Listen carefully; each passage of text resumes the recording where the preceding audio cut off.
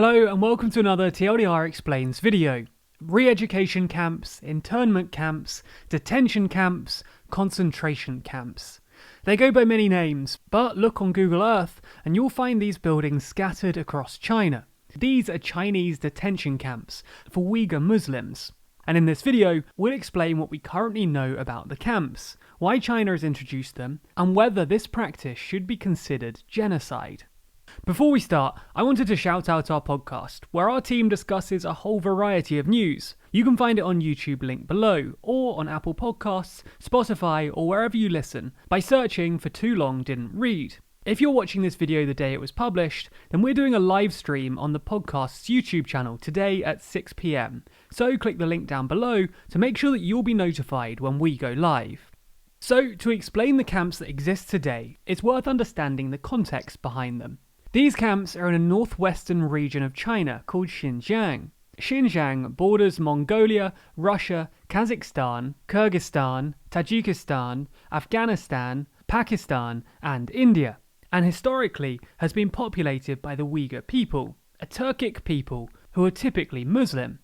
As of 2010, Uighurs accounted for 46% of Xinjiang's population, although the number has historically been much higher. In 1953, Uighurs accounted for 75% of the population. Xinjiang is one of 5 autonomous regions within China. Autonomous regions are sort of semi-devolved regions, created to accommodate ethnic minorities. Xinjiang was designated an autonomous region in 1955 because at the time the population was 75% Uyghur and the region had a history of independence movements. In 1933, the local Uyghur population took over the city of Kashgar in the west of Xinjiang, which, interestingly, is geographically closer to Baghdad than it is to Beijing.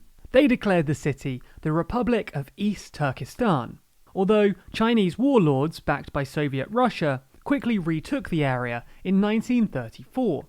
In 1944, the local Uyghur population, confusingly backed by the Soviets this time, rebelled yet again, lasting until 1949, when China reclaimed the districts. The point is that in 1955, Xinjiang was majority Uyghur and had just enjoyed 2 brief spates of independence. So the Chinese knew that they would need to grant the area some sort of devolved independence if they wanted to avoid any further rebellions. It's also worth noting that while regions like Xinjiang are granted autonomous status and do have some independence, they're ultimately answerable to China. Anyway, there was relative calm in the area until the 1990s, when the Chinese Communist Party created so-called special economic zones in Xinjiang to make use of its natural mineral and oil deposits, as well as starting the Tamrin Basin projects to increase agricultural output. This created economic opportunities in the area, which in turn created a massive increase in Han Chinese migration, the majority ethnic group in China, making up 92% of the country's total population.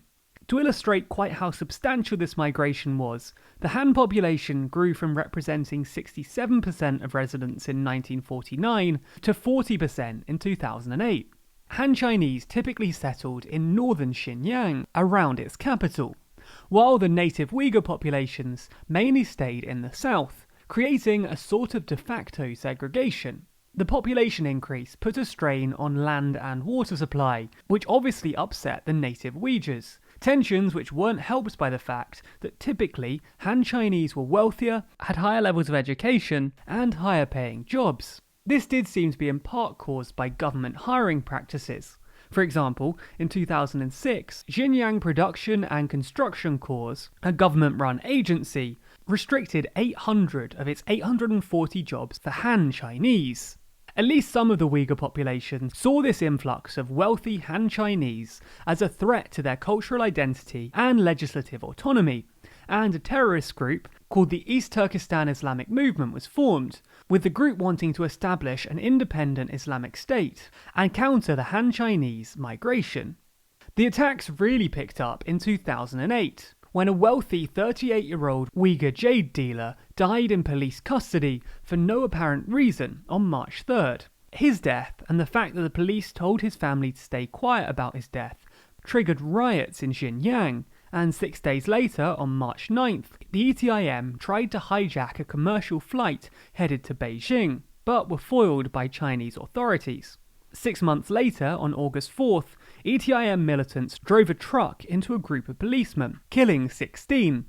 On August 10th, ETIM militants drove into government buildings armed with explosives, but failed to kill anyone.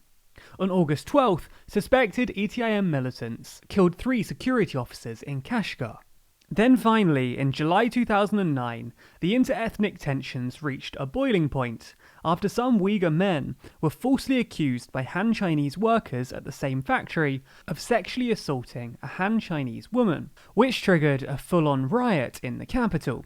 197 people, mainly Han Chinese, were killed during the rioting, which provoked a harsh response from Chinese police, who started indiscriminately detaining Uighur men. The Human Rights Watch reported 43 cases of Uighur men who disappeared after being detained by the police, but also said that the actual figure was likely to be much higher.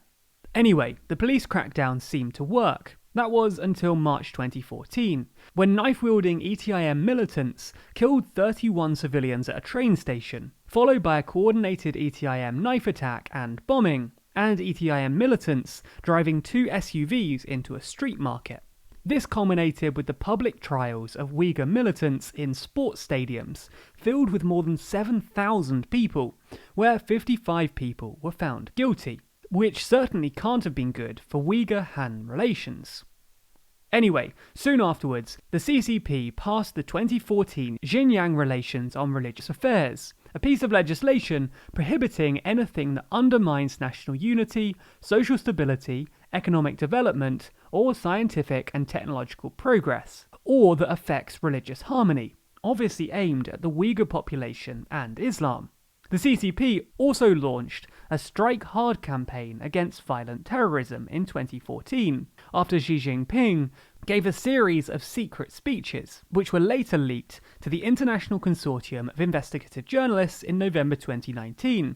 In these secret talks, he told Xinjiang officials of the campaign against the 3 evils of terrorism, infiltration, and separatism, saying that they must use the organs of the dictatorship and show absolutely no mercy. Interestingly though, Xi Jinping has directly rejected proposals to eliminate Islam entirely in China, suggesting that the campaign against the Uighur population is not anti-Islam per se. It's more anti-separatist or anti-independence. And as we've seen in Tibet and more recently Hong Kong, if there's one thing the CCP hates, it's independence.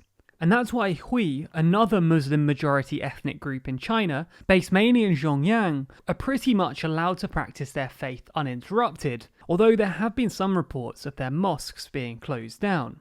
Anyway, it was around this time that the first camps were opened, although it's hard to tell exactly when, because the Chinese government denied they existed all the way up until October 2018. But as far as we know, the camps really started expanding in 2017, after the appointment of Shen Jianguo as Xinjiang Party Secretary. Shen is a hardliner, whose catchphrase is, "Round up everyone who should be rounded up," which he's repeatedly quoted as saying in leaked documents. Under his leadership, spending on security-related facilities in Xinjiang increased by 20 billion yuan, or about $3 billion in 2017, according to official government documents. And while the government documents obviously don't say all of this money is going towards illegal internment camps for Uyghurs, it's pretty fair to infer. Similarly, there was a massive jump in public security job advertisements that year. Today, there are an estimated 1,200 camps throughout Xinjiang, holding somewhere between 800,000 and 2 million Uyghurs, according to US intelligence reports. The Australian Strategic Policy Institute estimates that since 2017, 80,000 previously detained Uyghurs have been sent to factories throughout China, linked with 83 global brands. And you can be put in one of these camps for just about anything. For example, communication or connection with one of these 26 countries, which is likely for the Uyghur population, who often have family in these nearby countries. Detainees also have no access to lawyers, and leaked documents admit that they're not criminals, but they're still not allowed to leave. The camps are even illegal under Chinese law. According to reports from some former Xinjiang residents, detainees are subject to constant surveillance, regular beatings, and a form of torture called the iron chair, where they're tied to an iron chair and sleep deprived. They're also forced to learn Mandarin, perform daily CCP flag-raising ceremonies, and sing CCP songs, with titles like "Without the CCP there's no new China" and "Socialism is good," which, let's be honest, don't sound particularly catchy. The CCP denied that these camps even existed until October 2018, when officials started calling them Centres for Vocational Education and Training Programs, and Xinjiang's governor described them as boarding schools. The CCP often defend the camps on the basis that there haven't been any terrorist attacks since 2017, and an official Communist Party newspaper said that Chinese campaign of pressure against its Uyghur Muslim minority has prevented the Xinjiang region from becoming China's Syria or China's Libya. If this doesn't all sound horrific enough, a new report by Adrian Zentz at the Jamestown Foundation found that Uyghur women are now being threatened with detainment unless they subject themselves to intrauterine contraception or sterilization. A leaked document called the Carax List showed that the most common reason for detainment was simply having too many children, and official family planning documents showed terrifyingly high sterilization targets in Uyghur provinces.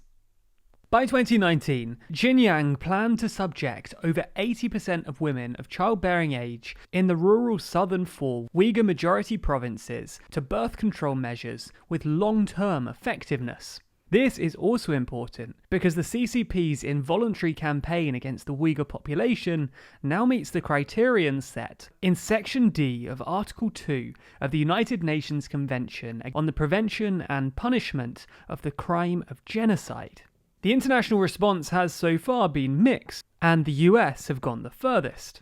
In October 2019, they imposed visa restrictions on Chinese officials, believed to be responsible for, or implicit in, the detention of Muslims in Xinjiang, and blacklisted more than 24 Chinese companies and agencies linked to abuses in the region. Then, in June 2020, President Trump signed legislation, passed with overwhelming support from Congress, mandating that individuals face sanctions for oppressing Uyghurs.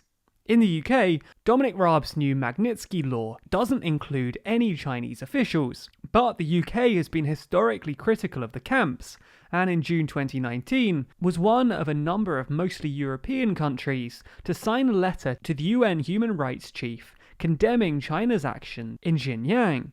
On the other hand, about 50 countries, mostly African and Muslim majority, reacted with their own letter, commending China's remarkable achievements in human rights and counter-terrorism, potentially a symptom of China's soft political power in these regions. Anyway, whether the global community will pull together to stop what seems to be an ethnic genocide is still to be seen. If you enjoyed this video, there's links to videos on similar topics in the description. You can also subscribe to the channel and hit the bell icon to be notified every time we release a new video. Special thanks to our Patreon backers who make videos like this one possible. And if you want to see your name listed at the end of the video just like these people, then be sure to back us on Patreon. There's a link